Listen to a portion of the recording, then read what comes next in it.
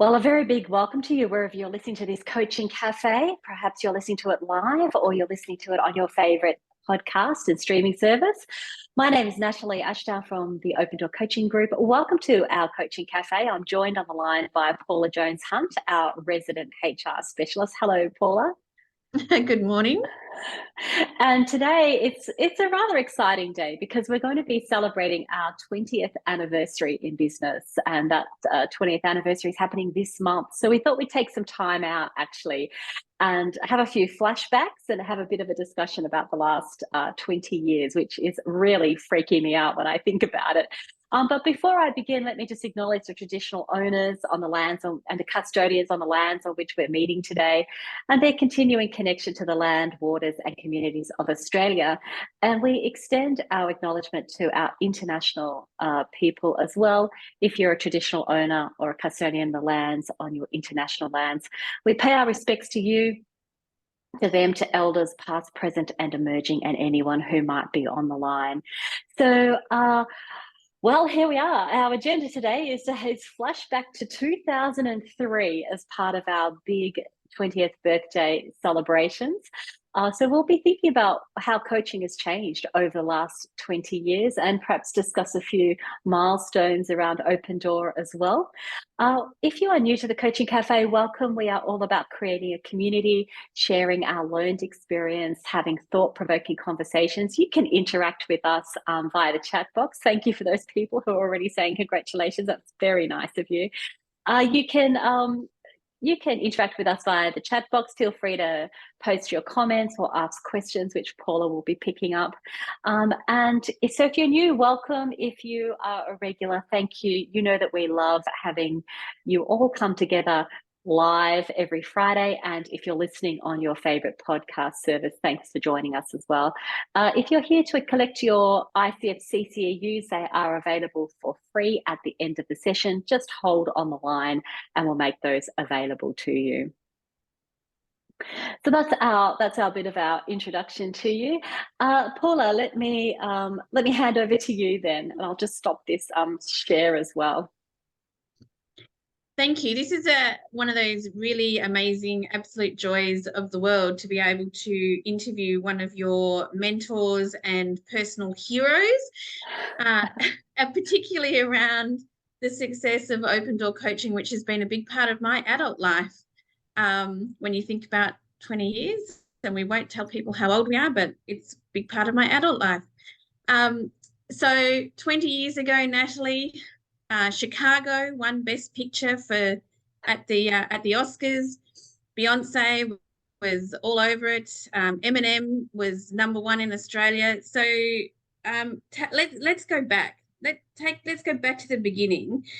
Tell us about what led you to Open Door Coaching. Yeah, thank you. We were talking about that this might seem a bit indulgent actually, but as we've always talked about in coaching, it is about celebrating. So this is a great chance to do some reflection together, think about ourselves from a coaching point of view and where we've come from, but also all of those people that have been part of the Open Door journey over the years. It's really great opportunity to reflect on where we all started together, perhaps. So yes, I was thinking about Beyonce and Eminem, and also the Yellow Pages. So when we started Open Door Coaching, when I founded Open Door Coaching all those years ago, the form of advertising which was really big was the Yellow Pages. And of course, I've read recently that the Yellow Pages is no longer in circulation. It's all about other methods. But when it comes to starting Open Door and the reasons for it, some of you may know that I started out in the corporate world and as a consultant, and my vision was really just to make more money as a consultant on my own because I thought that might be possible. But I always wanted to have my own business or company. I wanted an organization which was going to be family friendly at the time. And I was thinking about what really led me to want to start my own company. And it was about freedom, and it was about, I wanted to make decisions. You know, sometimes in the corporate world, we can be restricted with making decisions, and I wanted people to listen to me, and I wanted to make a difference. And so it was kind of those things initially, and make more money, you know. But then I discovered coaching, and that's when everything changed for me. So I discovered coaching by reading Sir John Whitmore's book, Coaching for Performance. I read it over a weekend when I was on my summer holidays, and I tabbed up the side and I wrote all over the book. And I thought, this is it. This is what I really want to do. This is how I want to make a difference, by bringing out the best in people I was working with, and I found that coaching might be a vehicle for that. So that's when we started on the whole journey 20 years ago, back in 2003. Amazing. And what was your inspiration for the name Open Door Coaching? Oh, that's a good question, actually. I remember going down to the registration office and trying to register a company name, because you had to do that to kick things off. And whatever, I can't remember what the original name was, but it wasn't available. So I had these backup names, which was Open Door Coaching Group was one of the backup names. So I, for the life of me, can't remember what the original name was. But Open Door was all about, the open door part of it was all about what coaching does. It opens doors. Originally, our tagline was open doors to new possibilities. So bring out the best in people, opening doors within them. It was all about saying coaching. So not coaching and consulting or coaching and mentoring. I was really fixated on that coaching was what I wanted to do, not consulting, not mentoring, not advising. And so putting coaching in the name was about being clear about what we do and what we've always done. And then group was really important too, because I didn't want to be just a sole trader. It was always about building a company, building a group, building a high performing team. So those parts of the words came together to form the coaching name. And now we're known as Open Door or ODCG, or, we've got other acronyms. But yeah, it was all about, I think, starting out. I remember the advice I received was start out as you want to finish. So if you want to be a company and be a group and has a high performing team, then, make it about that. So that's where the company name came from. I think there was an important part that we have to go back to, which is when you said you went to an office to register the business name, which is hilarious, because now you just go online and it's all done in that world. Not you have to go anywhere. Yeah, we're really talking about our age here, aren't we? Yes, because you have to line up and sit down in the city and with your paper, and you had to have proof and all this sort of stuff, and and now absolutely you just go online and off you go. Yeah. Yeah. So when you first started, what were the goals? What were the things that you really wanted to achieve with your business? That's a really lovely question too, because I've been reflecting on that, and I actually went back and looked at the original business plan. So I wrote a business plan. I remember having to convince my husband that I wanted to do coaching, and he was always supportive, but always highly skeptical. I think, remembering that back then, this thing about coaching was not really even. It wasn't like it is today. It was quite new. And so my goals originally, I wrote things like get 4 people to pay me to do this.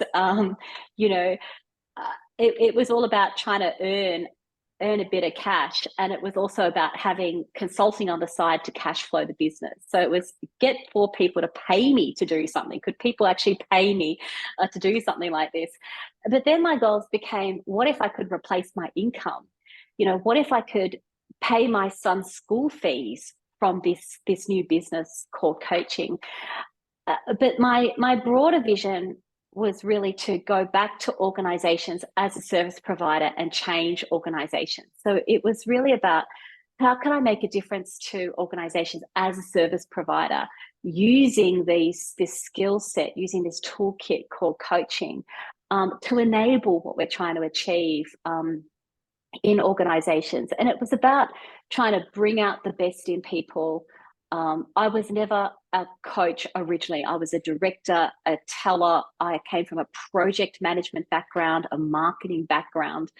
So I was in project management at the time and thought, what if we could use coaching to create high performance around project management, around in the corporate workplace? So those were my smaller goals, and then the bigger vision as it started to to roll out. And you've talked about your vision of creating workplaces where we can all be proud of and bringing a coaching culture into a workplace. Can you tell us more about where that began and why it's so important? Yeah, I think it really sprung from thinking a lot about why are we getting out of bed? Like in our corporate workplaces, in our work, why are we getting out of bed? And I had a wish, I had a want for, and a hope about our workplaces, that they could be better places. You know, they could be places of great feedback, of innovation, of where people could speak up, you know, where people could be free to really be their best. And it all boiled down to that we can go home and we can be proud of the work that we do, in whatever we do. We could be proud of our work. So that's where I wanted to think about how we could use coaching to enable that feeling of pride in our work, because we spend obviously all our time at work, and how we could actually use coaching. And then the idea of a coaching culture, I mean, Open Door was one of the first companies that started to talk about coaching culture when we produced our diploma. And it was about trying to think about how we could get coaching to be out there, to be more of something we do on an everyday basis. So that was a much bigger goal and a much bigger dream around how we could create a culture in our workplace around coaching. It was so important to me because we talked a lot about culture, across the years, but it was really important that these ideas, these toolkit, these skills that we had, these principles that we have about coaching, listening to people, being non-judgmental, thinking about the positive, thinking about solutions, that actually became the culture of how we go about our everyday. And it was really new back then. Back in 2003, the Australian Tax Office put out the very first tender that said we want our coaches to have qualifications or to be credentialed. And so we were right at the forefront of enabling that in the workplaces and in coaching. And it was all driven from that vision about creating a culture. Yeah, it's really interesting because from a HR perspective, culture wasn't talked about until I don't know how many years ago. It was more than 20, but it was talked about as an entity, not as an evolving process, a journey. And to think about, 20 years ago when you started thinking about the fact that what you wanted was a coaching culture, it's such a pioneering thing to be thinking about, and then to go in and enact and really contribute to organizations, and really grow that idea and movement of sorts. So it's really interesting to hear you talk about it because it was extremely pioneering at the time. And talking about your clients and working with them from that perspective, I've heard you say many, many, many times that working with our clients is a privilege. Can you tell us some more about what you mean by that? Yeah, I think I really do say it is a privilege. And what that's about is it's a privilege to do the work that we do. We work with organisations like CSIRO and with Air Force and Melbourne City Mission and Anglicare. And I often think, like, I'm not a scientist. I can't do the work that the scientists do. So, they're involved in projects that solved the COVID vaccine issue. They defend our country, or they work with our people that are most in need in our society. So I can't do that. I'm not a scientist. I'm not a fighter jet pilot. I don't train fighter jet pilots. But what we have the ability to do is to enable them and enable their leadership and enable them to bring out the best in their people, by using these skills that we call coaching and training people to be able to do that. And so I think it's a real privilege to work with such an amazing group of people, such a high-performing group of people, to be the subject matter experts that provide them with extra skills to enable their jobs. And every time I come back from doing a workshop, I think about what they are doing, and I'm really proud that we, as Open Door Coaching, all of us are able to contribute. So we're not solving the problems of the world, but we're helping the leaders who are, and I feel really privileged to be able to do that. Yeah, I think it's one of those really amazing parts of coaching where you don't have to know the technicality of what anybody is talking about. You just have to know those really great questions. And you're right, it's sort of like the living vicariously through the success of the people that we work with. And that's one of the reasons I love the job that we do as well. Yeah, absolutely. Yeah. So tell me, what has been the biggest pivotal moment for you in coaching to date? Oh, well, there's probably been a few actually. I think there was a few pivotal moments, like in the very early days. Like we laughed about the yellow pages, but Open Door Coaching was listed as number 2 in the yellow pages. So it was pretty exciting, to be the top advertising company back then. But then if you fast forward, like there were some really significant pivotal moments in our very early days when we discovered that there was no such thing as workplace coaching, or actually there's no such thing as qualifications or certifications for workplace coaching. So we became one of the first companies in Australia to have a workplace coaching qualification and have that qualification certified by the ICF. So it was really huge. Back then, we kind of, I don't take it for granted actually, because it was a lot of work to do that and to become an RTO as well. So there's pivotal moments like that. But also, I remember, like, for example, walking onto base for the first time at Air Force in Glenbrook back in 2015, I think it was. And that moment where you go, wow, I'm about to share some coaching tools and skills with Air Force, with our defense forces. So I've had a lot of moments where I sit back and go, wow, I'm about to do this. And for those of you that have followed our Air Force journey, that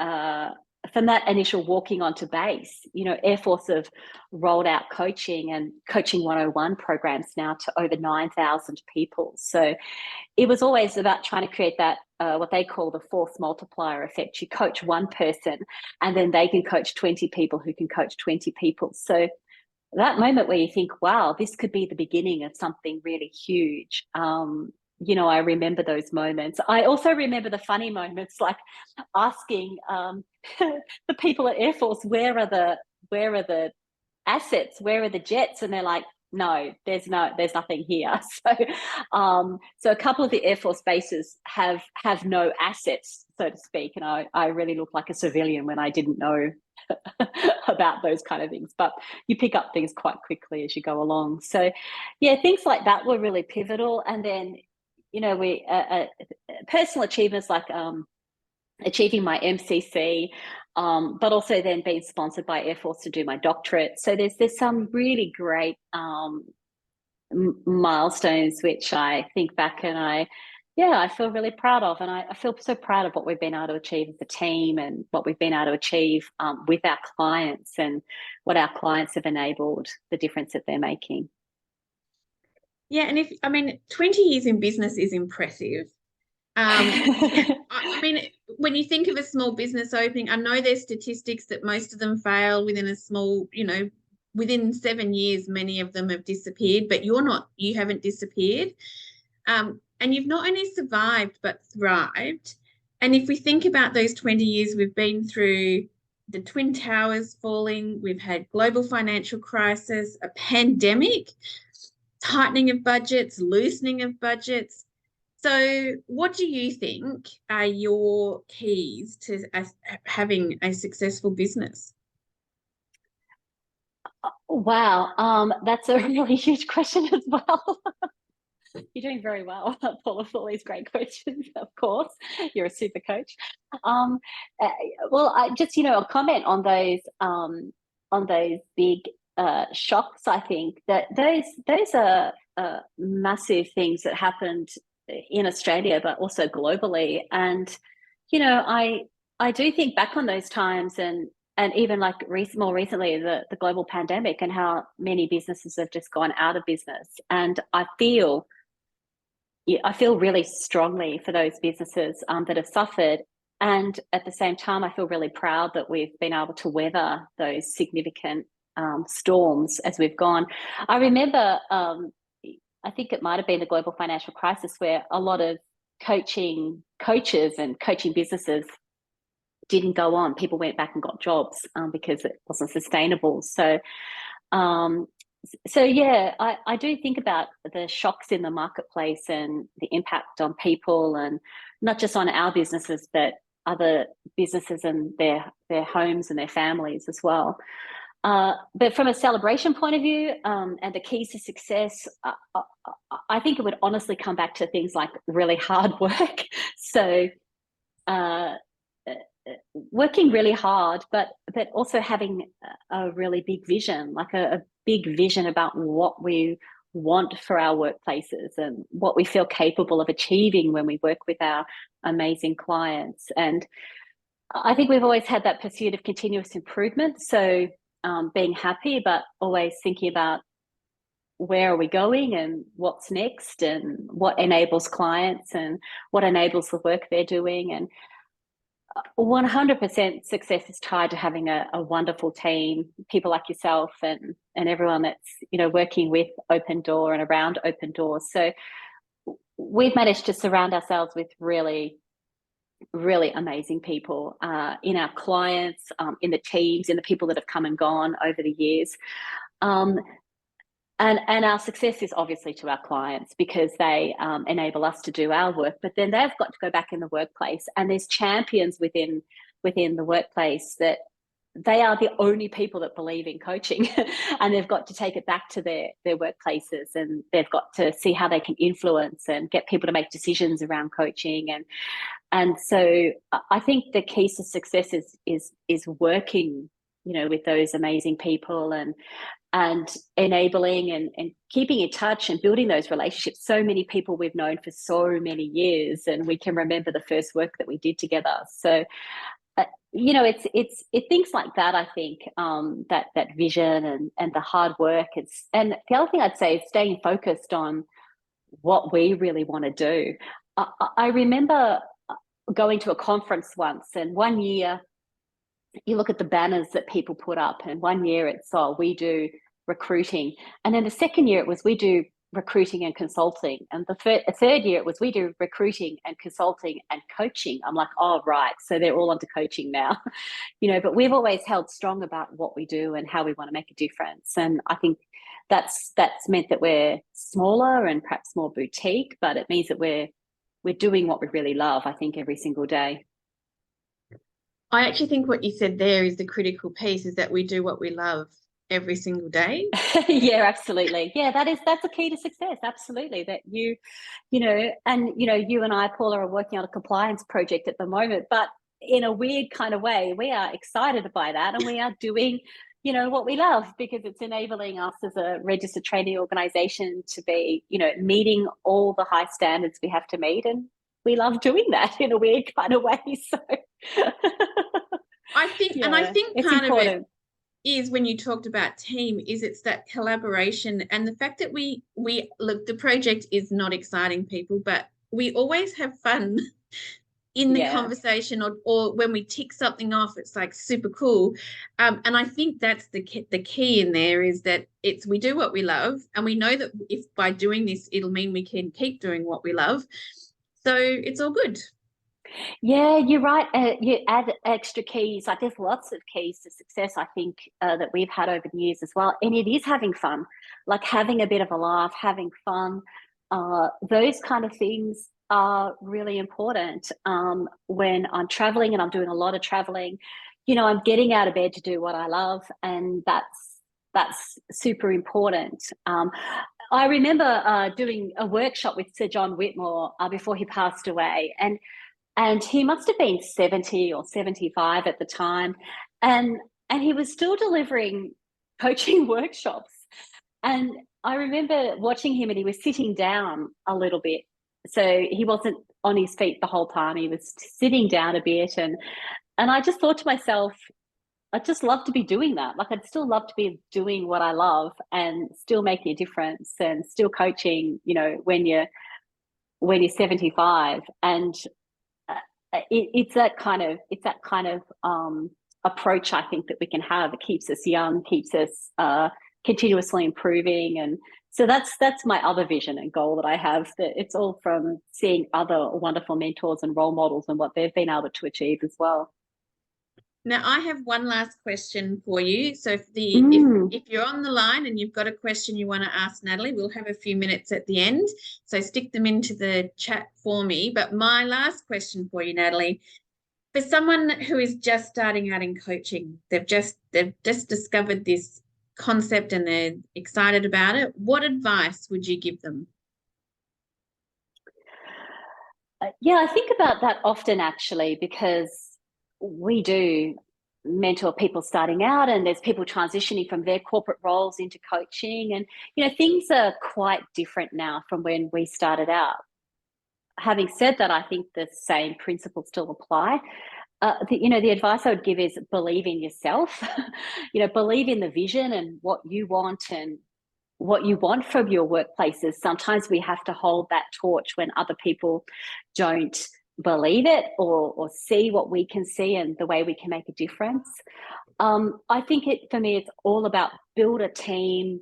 Cotter's 8 steps to change. It's build that powerful coalition. So I would definitely advise people to build a team, build a powerful coalition around you, build relationships that can help you move forward. And then ultimately, from a coaching point of view, it's make a plan and work the plan. So set your goals and, and we talk about chunking it down every single day. It's as simple as that. You set your goals and you make that plan and you work the plan and the like. But I think if you can build a team around yourself and build that powerful coalition, and remembering that, we are all part of your powerful coalition. People that have come through our programs, the alumni, there's many people you can tap into to be part of your powerful coalition. So I think I've done that from the very beginning, and I'd really advise people who are starting out to think about that as well. Thank you. If there's any questions on the line, please send them through. Natalie, what's been your funniest coaching experience? Oh, funniest coaching experience. I've had so many laughs, on the coaching program. So, delivering the Cert 4, it's just, I can't pinpoint any, but we laugh a lot. And, sometimes it's at my expense when I say things or, and it doesn't quite come out quite right. And I kind of carry on because I don't realize it. But, so there's been, we do seem to have a lot of laughs when we're delivering the coaching. I think one funny moment I do come back to is people that say, I'm just here for a refresher. And then we ask extra questions like, well, what would you like to refresh? And they're like, oh, coaching. And so we kind of laugh about it. Like when we're using our coaching tools to get people, like, oh, I'm just here for a refresher. Oh, what do you want to learn? Well, stuff, those kind of things. So I just think about it. And, we apply our coaching tools, and it's a bit sport sometimes to actually get people to be a bit more specific so that they know what they want to achieve and they're going to get something out of the program. I'm not talking about the big Cert 4 programs. I'm talking, mate, sometimes where people are tapped on the shoulder to attend a coaching 101 or something like that. So, yeah. And Tracy asked, what happens when you don't know what question to ask and you get stuck? Oh, that's a really good question, actually. I I've always been really, it's very important to me that we're honest and we're acting in integrity and we're not trying to be someone that we're not. So in the early business plan that I wrote, that was written in there. We're not trying to be someone that we're not. So um, my answer to that is when I don't know what question to ask or I get stuck, I say to the client, I don't know what the right question is to ask you right now. What are you thinking? What are you feeling? What question do you think I should ask you? So it's actually throwing it back to the client, not trying to think that I have to be the expert with the perfect question all the time. And sometimes in doing that, it actually gets it actually has the client think about what's the best question. So it really works from just being in integrity and being authentic and going, I'm not sure where to take this coaching conversation next. Where would you like to take it? And it actually, when it comes to MCC coaching, that's a really important thing, to not be in control at all of the coaching session. So putting it back to the client is a great, it's a highly effective way of getting them to think more, and it also gets you out of being stuck as well. And our last question for the day comes from Lynn. Have you had people on courses that really are not going to make good coaches? Oh, that's a good question too. Yeah, that's in line with the people that say, have you ever met people who are not coachable? Look, I always say that they're not, it's not that they're not going to make a good coach, it's not yet. So I have seen people who it's not that they can't be great coaches, it's just that they're not open or they're not willing. Um, Everything we do relies on willingness. People willing to be open to the ideas for a first, people willing to perhaps change their mindsets or take on the coaching principles to do something different. You know, you've always heard me say that Sir John Whitmore always said that coaching's not hard. It's not hard what we do, it's changing our behaviors that is the really hard thing. So I have met a lot of people who are unwilling to change their behaviors. They think that what they're doing is the way forward, and that's the way it is. I think they could make a great coach. I think everyone makes a great coach. I believe everyone is coachable. Everyone can make a great coach. It really does come down to the willingness, though. So, have I met people who are not willing? Yes. Do I still believe that they can be great coaches and they can do great coaching? The answer is yes. And so, I believe they can make a difference. I believe they can bring out the best in people through coaching. And that's what we're trying to do, is get them to see that and believe that as well, really. Yeah. Great question. Well, thank you for letting me interview you today. It is really an honor for me. And congratulations on your 20 years. It certainly had a profound impact on my life, meeting you and my connection with Open Door over the years. So thank you for that. And I'll hand back to you now. Well, thank you. And thanks, everyone.